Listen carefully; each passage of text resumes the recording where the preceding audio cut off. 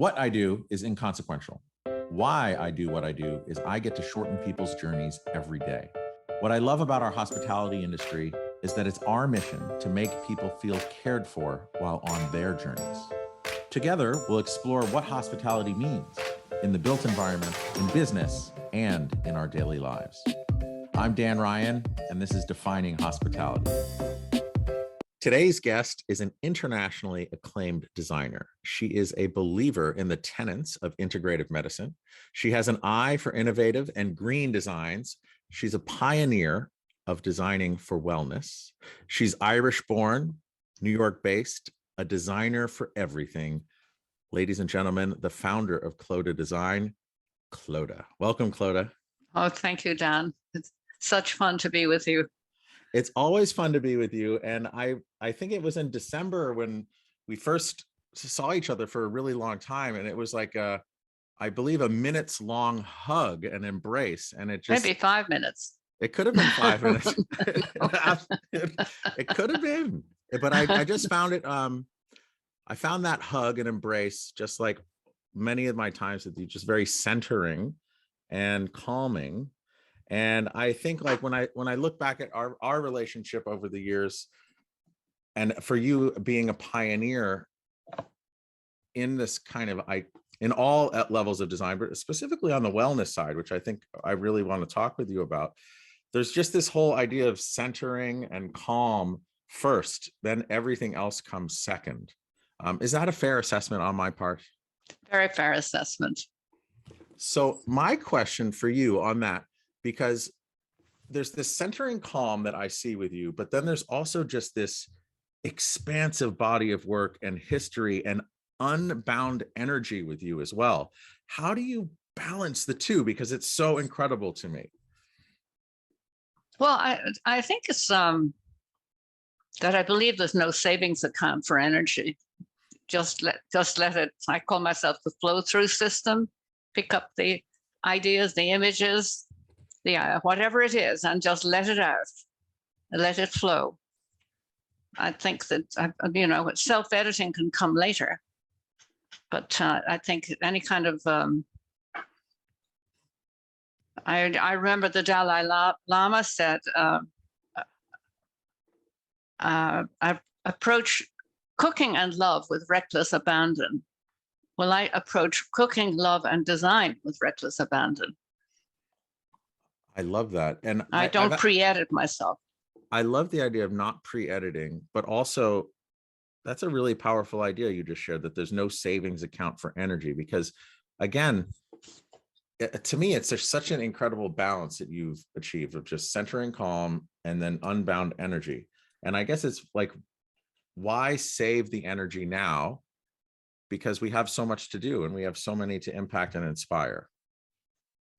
Yes, you don't know if you're going to be around later anyway, so let it out. Help people to enjoy their lives. True. So I'm very curious also just about you. You are, I think, my only friend that has one name. So, and everyone refers you as one name. And I also came up with a lovely nickname for you as "You Are My Dog." I love you. You make me so happy. And I love that, am I Clodagh? You're Clodagh. You are my Clodagh. But as far as your journey and kind of embrace of design with this unbound energy, like, how did you begin your design journey from way back in the old country? Well, I began my design journey. I was brought up by very uptight older parents, shoved off to church, to boarding school. Protestant Irish are very uptight. And both of them with very long names, because they were fairly, what we call in Ireland, well-bred. So everything was uptight. And my father had decreed that I would get a professorship in classics and mathematics, because his brother had many professorships. So I used to be a professor in classics and mathematics, and his other deals signed up for the other children. But just before I got my intermediate exam, which is the pre of leaving certificate, I got 6 honors, so I was allowed to go into a university even at that early age. My father was overjoyed, but then I fell off a horse, broke my back. So I broke my 3 vertebrae, not too badly, but badly enough that I was on my back for about 8 months. And I was lying there in bed because I could not sit up, not allowed to sit up, couldn't move around very much. And I was reading a lot and designing books that could be read on the ceiling, could be projected and read on the ceiling. But one day the Irish Times came in with my mother, and I was looking at the ads, and it said, "Why not be a dress designer?" One of the ads said. I thought, that's a great idea. I'll be a dress designer. So as soon as I could walk, I announced to my parents that I was going to be a dress designer, that I was not going to be a professor of classics and mathematics, that I was going to go to a design school for a few weeks and start my own business. Now, I have a question. I went back to your father's decree. Mm-hmm. How old were you when he made that decree? Oh, we were practically, we were from the age of that we could actually listen, I think. No, the decree was made. Wow. The road was laid out for us. So anyway, I'm lying there on my back, and I look at this and I think, well, why not be a fashion designer? That could be interesting. So as soon as I could walk, I went to my parents and I said, I've decided to be a fashion designer. I'm not going to university. I'm not going to Trinity College Dublin. I'm going to be a fashion designer. And my father looked at me in total horror and says, none of our family has ever gone into trade, which means buying and selling. And more or less, you will not darken the doors of this house again. So I got kicked out by my father. My mother took me aside and she said, I'm going to give you some money. Follow your heart. Wow, so she gave me £400. With it, I paid a few weeks' rent in somebody's home. I went to pattern cutting school. And when I was 17, I opened my own business with the courage born of total ignorance. And my names are so long, and they read them out at the intermediate exam. Are you ready for this? Clodagh Fannula Maeve Distillery Phipps. Oh my goodness. I sat there at my desk. Wait, you have to say it again. Clodagh Fannula Maeve Distillery Phipps was my full name. Wow. And they read it out in the examination hall. I think I went bright purple. I nearly went under the desk. And at that moment, I decided I'd only use the name Clodagh, and that was it. Love it. One name was enough. So I opened my fashion business, Quota. And then how old were you when you opened your fashion business? 17. Wow. So really just, again, unbound energy and just going and paving this way. Yeah. And obviously very scary. And actually very funny, because I had no idea money was not even talked about in our house. You know, it was like sex. It was not discussed, you know, all taboo subjects. So I opened a bank account because I was told I'd have to. And I'm like about 3 months into my business, and Mr. Mooney called me, my bank manager, and said, Clodagh, I'd like to see your books. So I pick up the books I'm reading and bring them down to his office and put them on his desk. And I say, why do you want to see what I'm reading?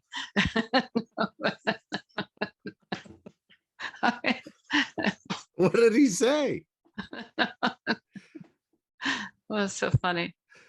What was his response? Laughed. And I didn't know why he was laughing, but he explained. And I discovered what books mean and bookkeeping. So. Yes. So yeah. No, so then you were getting into the first of your family getting into trade, right? You were darkening, right? As your father said, darkening the doors of Yes. your family. Yes, exactly. So anyway, I went. Which actually, no, keep going. I just gonna say that what happened was the Irish Council Society was giving a fashion show at the end of that first year, the Hibernian Hotel, and they asked me if I would give a fashion show for them because a few of the members had bought my clothes. So I got picked up by the Irish Times and had a big blast of publicity, and then I was invited home again by the father. Oh, so like a little bit, a little flash of celebrity lightened the doors. Lightened the doors, and in his favorite newspaper, what's more. Oh, No. the Irish Times. And then at that show was a buyer from Henry Bendel and a buyer from Lord and Taylor, because the American buyers used to come over and see what the Irish fashion groups were doing. And they gave me an order, and somehow I got it boxed and sent out to them. My bank manager lent me money to make it, because you have to have the money to actually pay the tailors and the dressmakers and stuff like that, and package it and ship it. So I did it, and I was up and running. Wow. And how big was that box that you shipped? How many pieces in that first order? I can't remember exactly. I would probably think they were very nice black and white Irish tweed suits, and I used a hunting pink color, which is really bright scarlet, for the lining. And I made several styles of it: a long coat, short coat, pants and skirts and stuff like that. And Lord and Taylor was giving a big Patrick's Day thing, and they invited me over. I mean, it all happened very fast. And then was that your first time in New York City? Yes. Wow. Oh, and then did you stay then, or you had to go back, and you're like, I need to come back here? No, I went back home. I got married. I had 3 children.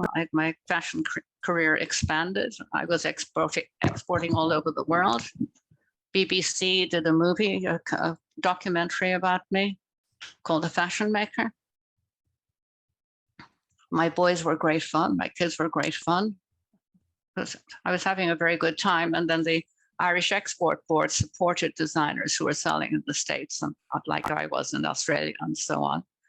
So it was kind of fairly easy to keep afloat. I mean, a big career, but still easy to keep afloat. Mm-hmm. And I made gowns for film stars, and our president's wife for her tour of Africa. I made a collection for her to wear for her tour of Africa. And, it was great fun. Wow. And it was a stretch. I mean, I was learning every bit of the way, because I had a very sheltered childhood. Right. So it's interesting, I know you've used the door metaphor a handful of times. And I remember for one of the first times I spoke with, I met you, or I don't know where we were, maybe we were in Shanghai or something. And I was talking about this poster that we had, because my last name being Ryan, and just my dad would always say, "Oh, you're Irish. And but we always had this poster in our kitchen that I'd see coming down the stairs, and it was Doors of Dublin, right? All these multicolored doors. I don't know if a lot of people remember that or have any idea. Maybe I'll put a picture of it up there. And I remember talking about that with you, and then you shared like a really fantastically just incredible story that made this poster really even that much more significant to me. And I think it also I think it brought us closer together. Yeah, and that was my son standing in my doorway in the poster, and I have one of the original ones. The little boy, he knew the photographer was coming, and he went out on the steps, and I said, take me photographs. So he's the only person in the poster. And my name, of course, is on the door. Yeah, imagine a poster of, I don't know, there's probably 24 or 40, 20 to 40 doors. And they're all multicolored doors, and it's called the Doors of Dublin. And the only one where you can see was with a person in it was your son in the background. And like, I grew up with that imprinted in my head, which is just it's so funny, so wild. And then I think thinking about doors are always a great transition. And then, so yeah, how did you go? Because you throughout your career have designed so many things, from hospitality to fashion to for wellness, just everything. You're not limited or bound by anything. And if you think about going from fashion, how did you go from fashion to your next step or stop on the design journey? Well, what happened was I was doing very well in fashion. In fact, I designed the Girl Guide's Jubilee scarf and presented it to Princess Margaret at Buckingham Palace. I have a great curtsy. You should see it. No. I think I have. We've And curtsied each other. and my boys were great. The rest of my life wasn't going so well. And I took a major step. I changed husbands, countries, and careers. The trifecta. Yeah. Wow. Yeah. And then was that straight to New York? Where did you go? No, and I actually met him in Spain. Oh. And we lived between New York and Spain, and then we moved to Spain. And I was finishing my fashion career. I had my last fashion show was particularly, I don't know how to say it, all black, the bride. Now my closet is 50 shades of black. Yes. Something was happening. But when I went to Spain, I didn't speak Spanish. And I'd been managing quite, the weavers and knitters for sewing people and so on. We'd been exporting all over the world. And it was like hitting a wall. What am I going to do now? And we bought a townhouse in an old square, Plaza Vieja, number 13. And it was falling apart in many ways. And a beautiful old square. And Danielle said to me, my husband, can you help me with this? I said, sure, I'll take it on. So I took on the old house and the architect and the engineer and the plumber and the whole thing.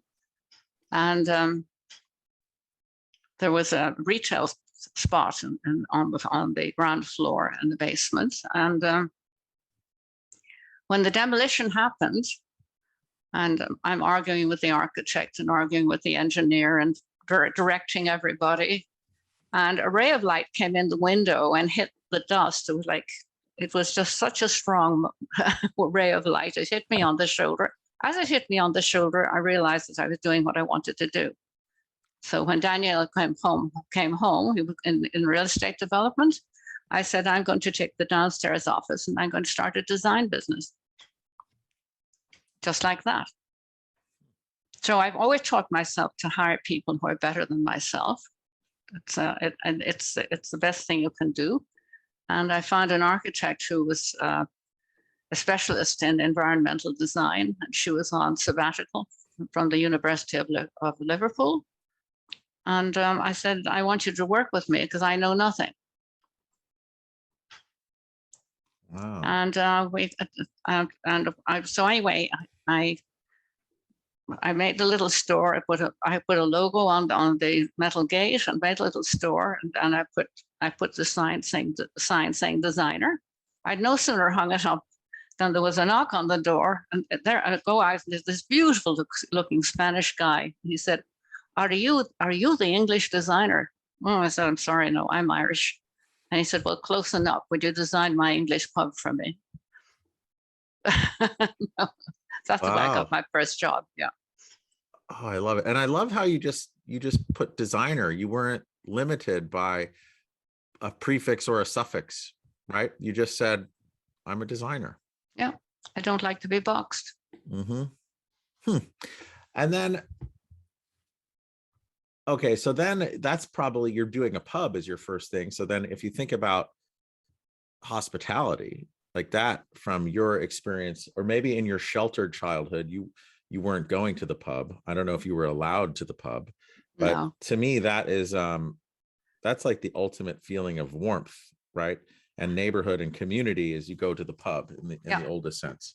And if we think about that as your first experience, and then you're just so many experiences of projects from that point to where you are today, how do you define hospitality as a thread that might unify all of your projects from that point onward?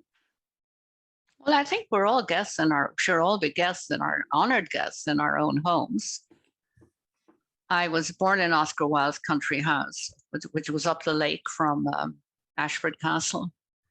And I remember going there, the peacocks on the lawn and the great door, and actually going in, having afternoon tea, and the beauty of a hotel. You know, trying to get parents explaining to me that you get everything done for you in a hotel, and you're so welcome, as in a pub. Mm-hmm.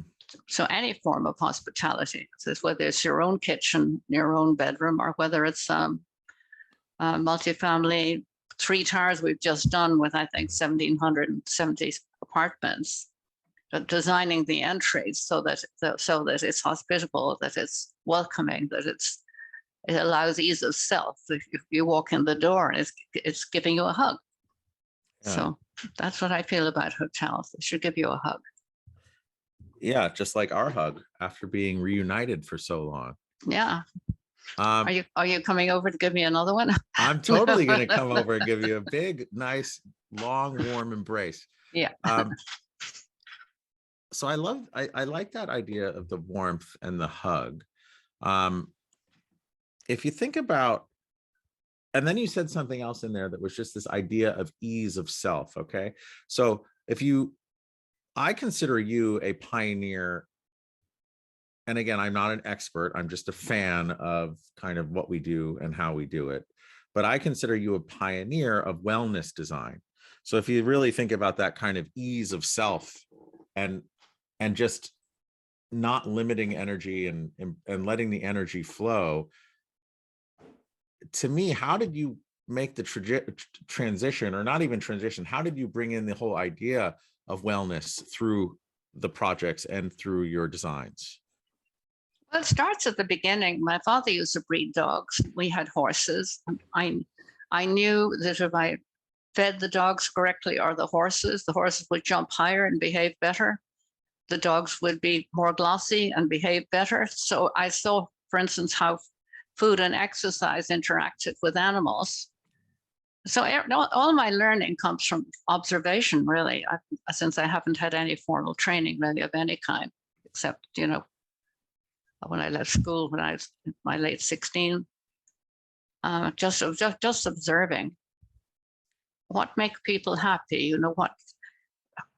It's as simple, where it's designing a sofa. We have the flop test. You stand in front of it and let yourself go, and you flop into it. The sofa gives you a hug. The armchair gives you a hug. Your kitchen is organized like a lab. You know exactly where your tarragon is. I'm trying to design the irritations, I suppose, out of people's lives. And a lot of people come in from travel and they're very irritated. They've missed their train. The plane was late. They had a row with their spouse on the flight. And what I want to do is get this atmosphere of balance, using all the elements: earth, water, fire, wood, metal, balancing the elements, and the senses inform the emotions, and sometimes very quickly. So yeah. Observing what happens, how a beautiful living wall can literally see somebody coming in the door with a frown on their face, and they look at the living green wall, listen to the sound of water, and you can see them giving a sigh of relief. There's so many ways you can do it. And I use words a lot too, because being born in Oscar Wilde's country home, my brother gave me the epigrams of Oscar Wilde when I was actually quite little, so I learned a lot of them by heart. But the importance of words, even a quote on a wall, just to make people feel safe, and that people are thinking. It's not just hair and makeup. It goes deeper than that. When I think of some of like the marquee projects from my mind that I remember just over the years, and as you were saying, just all the different elements, I'm thinking of just big elements. Like you do have these water elements, these big kind of rough hewn rocks and raw timber, and you're really bringing it all together in such a thoughtful way. And it, for me, when I walk into some of these places, I almost feel like I'm in like in Quota, for instance. I remember being in there and I just felt like I was near a mossy stream going through a wood somewhere. Yeah, that's the kind of feeling we want. Yeah. We made a boardwalk so that people could walk over a boardwalk over a protected marsh and say hello to the ospreys and maybe an alligator or two from afar before they went in. And then you have the water feature that's falling off into the marsh just outside the front door to the spa. You're not awfully sure where the sound is coming from, but it's there because the river's a little bit too far. Kiwi River's a little bit too far away for you to hear it. And then it's the welcome when you come in. We're working with feng shui, the placement of things for comfort and for for enhancing life. We also work with biogeometrists who work with us on the energy the energy of the interaction of energy and shapes. So that all comes into consideration when we're doing this. Yeah, I think one of the things I remember you speaking with me about, and I feel like in how we've painted the picture of that kind of mossy, calming river through a wood. I remember you saying a while ago, there's in most projects, not yours, but in many buildings, maybe not even projects, but many buildings, there's a certain deadliness to the lobby or of the lobby. And I think it kind of ties into the person who's harried getting off the flight, or the flight was late, or they had a row with their spouse. And I think it kind of ties into what we were just talking about, but like with that, more often than not, there is a certain deadliness to a lobby. Yeah. What are your strategies to like flipping that on its head and destroying that deadliness? We have many strategies. Of course, the plant and the sound of water. We also use lenticular art. So are there something actually moving? It's changing color as you're walking by it. We have, I hate coming to a lobby when the bar is closed. I'm Irish after all, but it has to close down at some time. My plane was late. So what we do with our coffee and grab and go and bars, we have sliding doors and light behind them. So if it's closed totally, the bar looks like a giant lantern. If it's breakfast, you slide the doors that open the blue part where the coffee is and everything like that.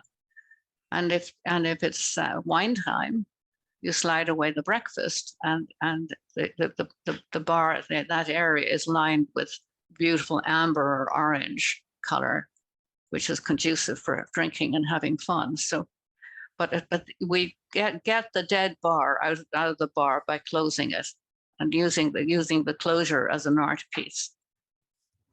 A little hard to describe. No, it's good, because I think we can find images of that. And actually, to bring it forward to a place that has always been special to me, just because I've spent so much time up in the Berkshires in Western Massachusetts. My sister got married at this place. It used to be called the Cranwell, which was this old, I'm envisioning like an Oscar Wilde estate, right? Very. That's where you were born. If that was in Ireland, you were born in that building, right? Yeah, it was smaller, and it was an Oscar Wilde's father's country house, his fishing lodge, but it had a lot of bedrooms, Victorian house, a lot of lands, peacocks walking around on the lawn looking smart, as they tend to do. So imagine this Victorian building, everyone, that's kind of in Western Massachusetts. Some industrialist built it hundreds of years ago, or 150, 160 years ago. It's very traditional. So then it gets transformed into this Miraval, right? And Clodagh, you and your team were working on that. How did you take that kind of more austere lobby experience and change it? Like taking some of those, not that it was deadly, it was just different. Like, so what were some of the tools you used in that experience? Kind of portly, really, like portly chant, it also had been a school for some of the Kennedys. I think Robert Kennedy went there. It's by injecting comfort. We do a lot of work with lighting. We bring fire in if we can. And honoring the place in a sense. So in the main dining room, there's a lot of loopy carvings on the ceiling. So we use that pattern on the carpet, we reflected it. And we turned there's one room we turned into a tea room because afternoon tea is such a big thing in Ireland and England. And there's an ingle nook we turned into a sort of cuddling place. We're still working on that, actually. Project on a whole, or just refining the cuddling space? Because I would like to cuddle up there. It sounds great. No, most of the project as a whole, but it opened just at the beginning of our little plague that we're going through. But we put beautiful gathering places. We brought in the barn feeling on the blue and the cranberry, the colors there, painted the insides of the closets cranberry, and just gave it very much a sense of place, sense of where you are. Because I think that good hospitality, you know where you are just by looking around at the design. Yeah. One of our previous guests was Sarah Clemson from Hyatt, who was involved in that project. And she was telling me just about the programming of Miraval in particular, like from the equine painting to, I forget this kind of water meditation. I forget what it was called, but have you ever done equine painting or any of that equine therapy? I haven't. I had equine therapy as a child. I had horses. One who managed to break my back, but I'm insane about horses, And there is something about their character and their velvety muzzles, which is very encouraging. But yeah, we used paintings in the bathrooms in the rooms, of a kind of Marilyn Monroe horse with hair flowing everywhere, and we picked all that up. Sarah's amazing. She's amazing to work with. Yeah, she's pretty cool. She's a real force in nature, I think, as well. I think that as far as her energy and your energy, it's, again, I get that feeling of it just being like unbound and almost limitless. You know what I mean? Oh, she's definitely like that. I mean, she's and so articulate and analytic, because a lot of what we do is analyze. I call it step back so you can step forward. Don't rush it headlong. No charging. Just step back, get your cone of vision, and breathe. The Hopi Indians have a wonderful saying: when you get up in the morning and you open the door, they say, "Take a breath of the new dawn and make it part of you." So that's one of my rituals when I heat or cold, it doesn't matter, is to open my door and take a breath of the new dawn. It's sort of intensely energy enhancing. It really is. And I think from a wellness, mindfulness, calming and centering perspective, the simplest thing that any of us can do is just remember to breathe and breathe well. And I can't tell you, for me, how often I lose track of my breathing. And if I'm feeling any kind of wave of anxiety or stress or something like that, if I just remember, and it's so crazy that we just are not, it's not so easy to remember, but just take a couple deep breaths and recenter yourself. Exactly. As the Dalai Lama says, it's not the car, it's who's driving it. The car being our body. Because it's going, and right. And sometimes we just need to remember to kind of, I like the baseball terminology of just stepping out of the batter's box. And stepping out of the batter's box, right? So if you're up at, you got to step out and I hadn't that. Yeah. You got to step out and regroup. And it is amazing how just gentle reminders can remind us to just step out and breathe. But then also, I find going into places that you've designed, it's almost like I walk in and then it's almost like I've entered a deep breath. That's really what I'm trying to achieve. That deep breath, ease of self. You can feel the tightness relaxing. The porter who was not naughty to you or something like that, just forget about it. Just move on. Yeah. Totally. And also giving what our hotel in the East Hotel, where you actually give people a spa experience, a self-spa experience that they have the water circuit outside that they can use themselves. It's a huge gift. Plunge pool. Is that in Miami? Yeah, Brickell, yeah. Oh my goodness. I was just there for a conference and it felt very calm in there. And I didn't know you worked on that one. No, the one on Brickell, yeah. Yeah. We were there for the Independent Lodging Congress. When was that? Like a month or 2 ago, 2 months ago? Yeah. Oh my gosh, you were with me there. I felt so calm there. I felt so calm that when I went back the next day, I just felt like wearing flip-flops. That's interesting because the bedrooms are very calm too. Very, because sleep is, we helped people to sleep well. Right? Yeah. Well, what's amazing about that one is, and I guess it's kind of like, oh, I forget the name of the one you did on next to the High Line. It has a name. The Caledonia? The Caledonia, right? Mm-hmm. So it's these massive structures, because the East is this massive structure, 50 something stories high of glass and steel. Same with the Caledonia. And then, but you walk inside and it's a completely non-austere feeling. Yeah. And I think and again, if I go back, it's that those dark, rich woods and some kind of hammered metals and just like all these different textures of, like you were saying, earth, wind, is it earth, wind, and fire? Earth, fire, water, wood, metal. And fire and water, yeah. Earth, and of course, air. You know, we're devils on the air quality. We try to get the best air quality. Oh, well, that's very important too. Gosh, and signage is very important. I go mad with signage because I'm a bit of an airhead.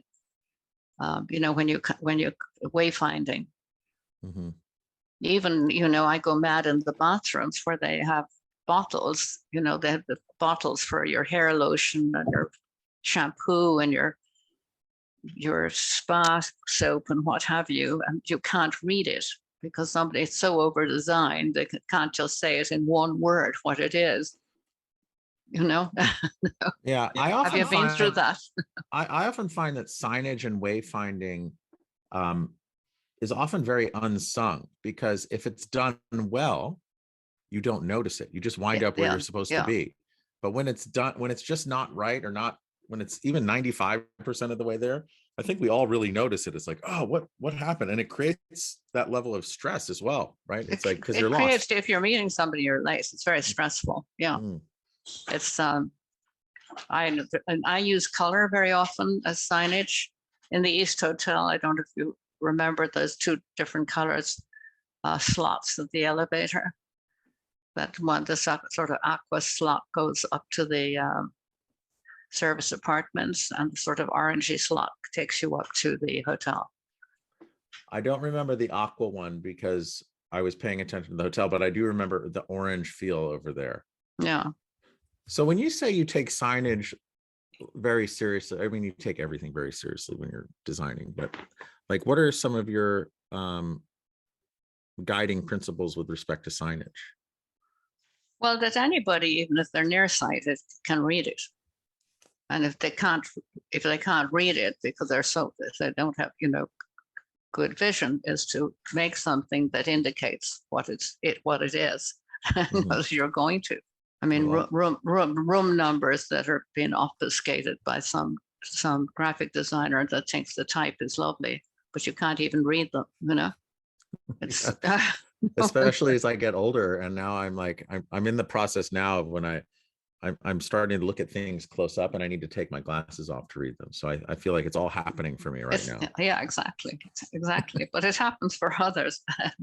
And also the use of outdoor space in hospitality, if there's any outdoor space, is create outdoor meeting rooms, outdoor lounges, you know, that not go all landscapery, but create places outside where people can enjoy themselves.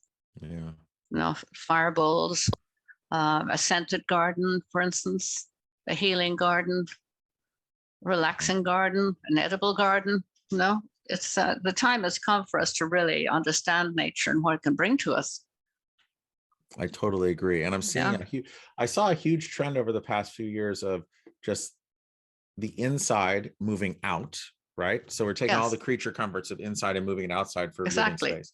But now I'm seeing a lot of the outside coming back in, all the things that kind of were in that laboratory of bringing the inside out. Now it's coming full circle back inside. And I think it's only accretive. It's only adding to our overall experiences.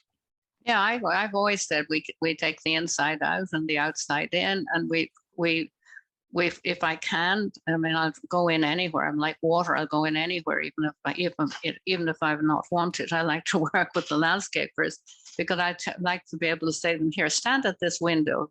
You're looking at what you see, you know. Mm. And particularly in this kind of cacophony of glass towers we're surrounded by. And that's how do you connect to nature? Yeah, it's a very difficult balance. And then actually, okay, so that's talking about that whole idea of wellness and how and just in all these conversations I'm having in these podcasts, it seems to be percolating or popping like popcorn more and more, which I think is only a good thing, because I think we're just all a lot more aware of how wellness can make those austere environments just more welcoming, more calming, more hospitable. When you think about all the trends that you've seen from fashion through to where you are now, what's exciting you most about where this is all going? What's exciting me most about where it's all going is that we're acknowledging our bodies and our bodies' needs.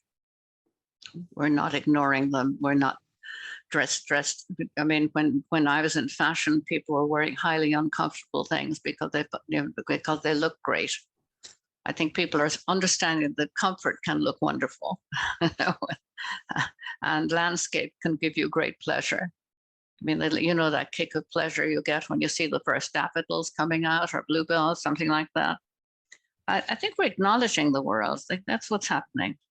We're acknowledging that we're part of the world, and I think it's taken a virus in a sense to bring up that awareness.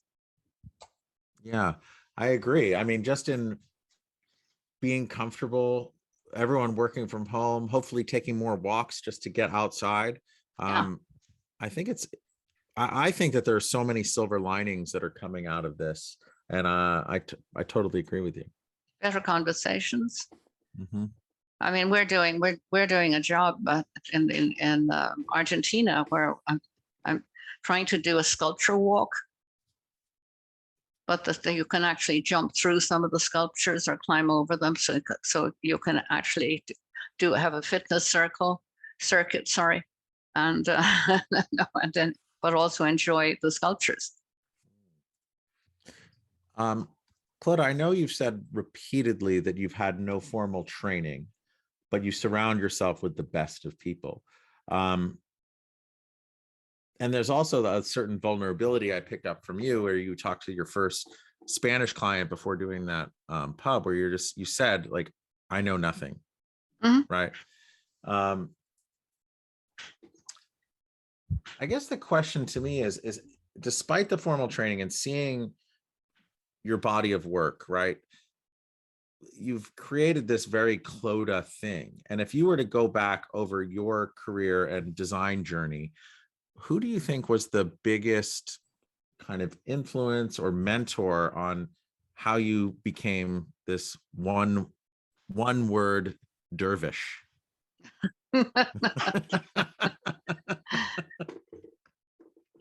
I think that actually I'm a sponge. I take from everybody. I travel incessantly. You know that. I've been in over 100 countries, 120 countries now. I've that big battle with my husband. He's done 130. I think the learning comes from observation, and I'm not. I think by not having had a formal education, I can think more freely. You know, learning can confine your thought. No, you can't really do that. My motto is do what you can't do. Make sure it stays up. The water runs the right direction. No. But I think I took it. I mean, I've met wonderful people, really wonderful people, wonderful architects I haven't met, like the silent power of Shadow Ando, the wit and wisdom of Jacqueline Larson, the weaver. The really muscular buildings of Tom Kundig, are the architects we're working with, where there's a group, I learned from them, just listening to them. I'm wondering if, looking at the evolution of your aesthetic and design and the projects that you're putting forth and harnessing all of the natural elements to create this peace and comfort and welcoming, if the decree that your dad made when you were so little about studying the classics and mathematics, I'm wondering if you maybe took the classics of human need and studied the mathematics of the physics of balance, and maybe you found your own way to that center rather than following his decree exactly. I think you could be right. And also great thinkers have inspired me. Edward, I don't know if you know Edward de Bono. Mm-mm. Lateral Thinking, a wonderful book, but he was a friend of mine, and I went to some of his thinking classes. He actually taught school in Canada on thinking. And Dr. Richie Davidson, who has a clinic of the study of the healthy mind. He was studying the sick mind, and he went to the Dalai Lama, and the Dalai Lama was asking about himself, and he said, "Well, I'm studying unhealthy minds and see what I can do to make them, make these people well." And the Dalai Lama looked at him and he said, "Why don't you study the healthy mind and find out what makes them healthy and then apply that knowledge?" So I suppose what I'm doing is a little bit the same. I'm looking at people where they feel well, and I try to analyze what makes them feel well. Why are they happy there? You're trying to get us all to be silky dogs. Happy dog. Happy, well-fed, silky, luxurious dogs. Yeah. When you think about and absorbing and learning from everyone that you interact with, I know you've mentioned the Dalai Lama a couple of times, but has there ever been a person that you've encountered that made you feel more at peace than others?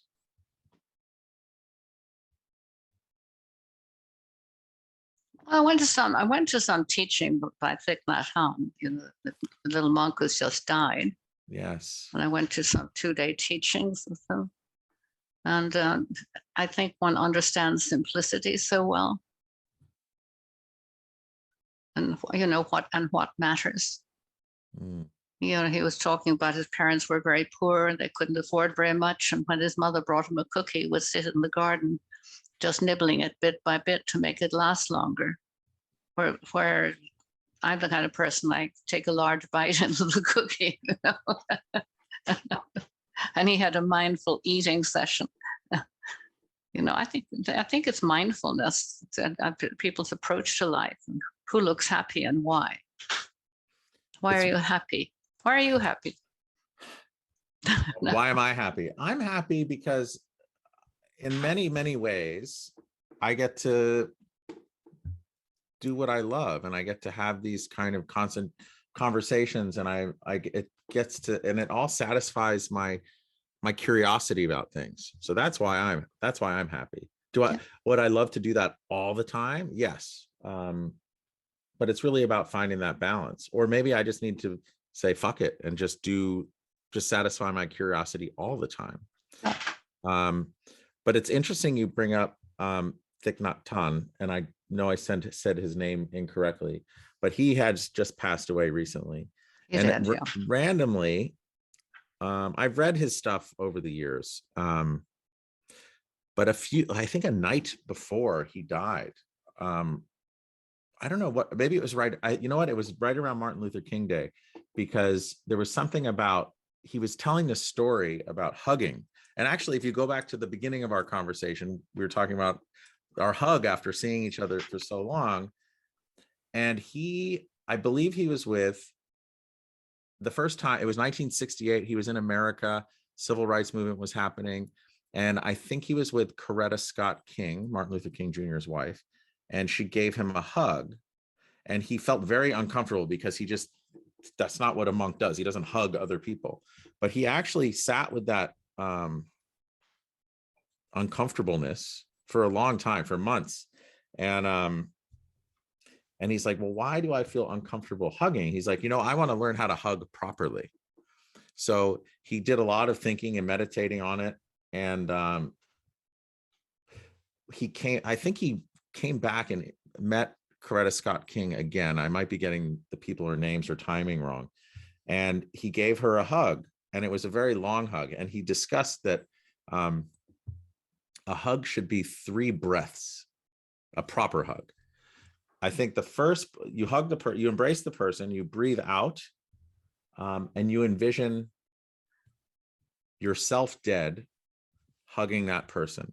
On the second breath, you envision the person you're hugging dead and you alive. And on the third hug, you envision both of you alive and vibrant, hugging each other.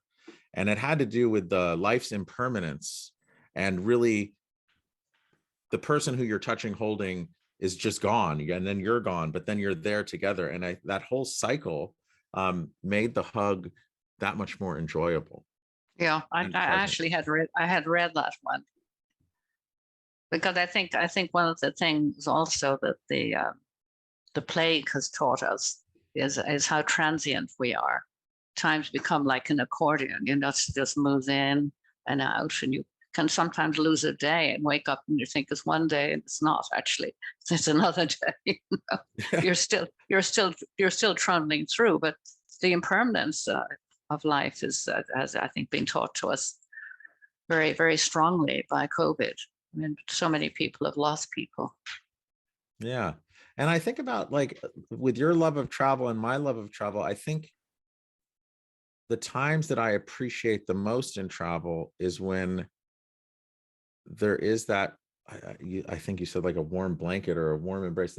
There's that moment of just like being in a place and just being grateful and appreciative for that moment.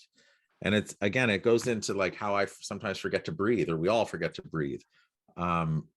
It's all there for us all the time. We just have to remember that everything is impermanent, and we just need to kind of create, by life and friends and people, this kind of hum of gratitude and appreciation behind everything that we do.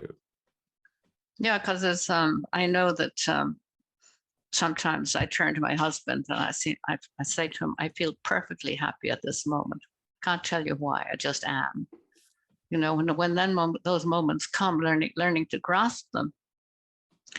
And also having the ability to play your inner video back of when you are happy.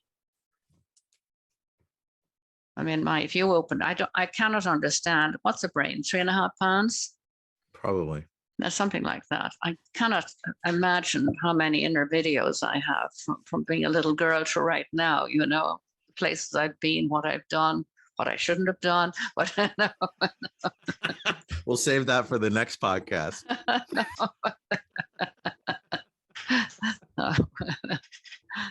But I just want to tell you, I'm perfectly happy at this minute. I am too, if you can't tell from my grin and blush. Yeah. Yeah, it's nice. But I feel like there's so many times, and you have this with all different kinds of people, but there's been many, many times throughout you and I knowing each other where we just have that laugh. It's like an unbridled laugh, right? And it's great. I don't know if you like tap that inner Irish string of mine or something. I think so. And of course, growing up in Ireland, I pun as I go along. I don't always say to do what I love about our studio. We all laugh a lot. Yeah. Yeah. One member of my studio sends me a really, really awful joke, maybe twice a day sometimes. And I've got the quote wall in the studio, which is a little politer, but I collect funny jokes, and I've acted in so many funny jokes. I've been an actress in a funny joke. Want to hear a Spanish one? Yes. Okay, I'm trying to learn Spanish. My husband, he said, I'm going to take that room. That's where my desk is going to be. You need to go out and find me a desk. It's my first time going out, finding a desk with 2 drawers, speaking Spanish, trying to speak Spanish. So I walk into this along the quays in Almeria. I walk into this big furniture place, and when I don't speak the language very well, I speak a little louder. And I said, excuse me, quiero una mesa con 2 cojones. No, those of you listening, cojones are balls and cajones are drawers.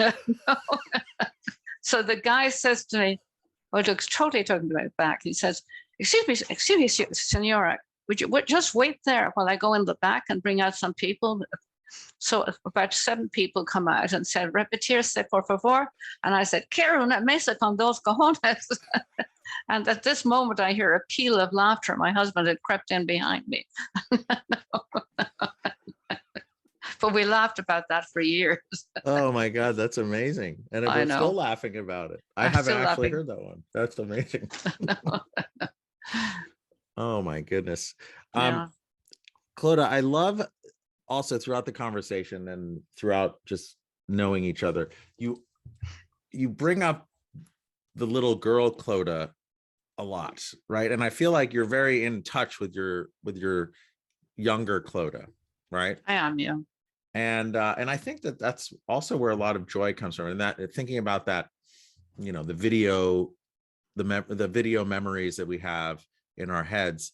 If you, the Clodagh of right now that I'm talking to you, and we're just happy right now, let's say you just went back in time and met little Clodagh just after your father decreed to her that you're going to study mathematics and classics. What advice do you, Clodagh, now give the little girl Clodagh? Well, that's a difficult one. I think just be as bold as I was. I said, in Ireland, bold as you're naughty, not doing what you're told. No, stand up. I love it. Stand up for your. I don't have an inner child anyway. I have an outer child. I have an inner adult that I constantly suppress. She's a bit prissy. No, no. The outer child is much better to me. Design more tables with balls. I can't tell you how often Danielle dined out all over town on that story. Hear what my wife said. Oh my God, that's hilarious. Yeah. Well, I just want to say I appreciate connecting with you in so many different ways, and just the time and the stories and the shared laughter from now. And as far as if other people want to get in touch with you, how do they get in touch with you, Clodagh? How they get in touch with me? They info@clodagh.com. Mm-hmm. Great. And then we'll put that up there, and we'll have all the links to your website to learn about you, because you guys are just working on some incredible things. You have a great team. We have so much exciting stuff going on. I can't tell you, you know. Yeah, I'm excited to learn more and continue this conversation. And I just want to say thank you for making me laugh, and thank you for being an incredible guest. Thank you for inviting me to help to make you laugh. And now we'll have to do it in person with some Guinness soon. Absolutely, but Guinness with champagne, please, for me. Perfect. Yeah. And I also, importantly as well, I want to thank our listeners, and I hope this talk has evolved your thoughts on hospitality and design, and just being bold and following your dream and following your intuition. Yeah. Do what you can't do. It's my mottos. Do what you can't do. Give something away every day, and do what you can't do. So if this is inspiring you to do what you can't do, and try something new every day. Please share this conversation with a friend. And thank you, everyone. And we will see you next time.